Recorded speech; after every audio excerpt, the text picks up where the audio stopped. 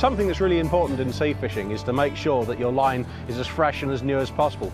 You maybe get half a dozen sessions out of line, and after that you've got to strip it back and put fresh on, because you might hook into the fish of a lifetime and your old line might be worn, rubbed on rocks, and basically got a few nicks and abrasions in, and you might be pulling that fish in, or just maybe just snagged up and it'll break, you lose all your line, all your gear, and you don't want that. So I thoroughly recommend you change your line as often as you can, for the sake of a few pence only.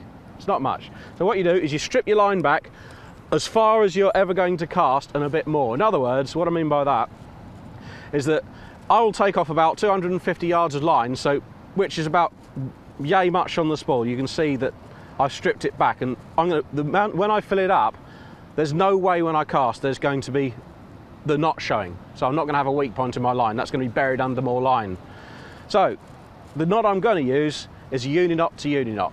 So here's the line I'm going to put on the reel, and the first thing to do is pass it through your butt ring and then form the knot, because it's a lot easier putting line onto the reel when you're running it through the rings. Through the butt ring, and this is how we form it. There's the tag ends. You can see this line's come off from the reel because it's all coiled up. It's sat on that reel for ages. So try and straighten that a little bit first.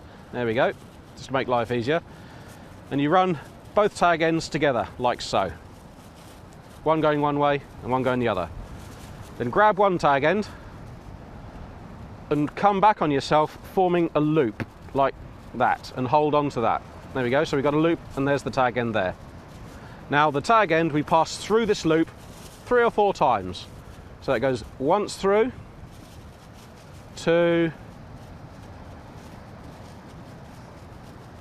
3, and one more for luck, 4. So there you have it. There's one half of the knot already tied. Now I'm going to put a little bit of saliva on it, a little bit of lick, because you always want to lubricate knots, it's very important. Now I'm going to pull that up nearly tight. There you go, nearly tight. Now I'm going to go to the other tag end now and do exactly the same. 4 turns. I'm joining lines of equal diameter because I'm basically replacing what I took off. 4 turns. There's the knot. A little bit of lubrication. Pull it up nearly tight. Now you bunch up the coils. You can see me just bunching the coils up.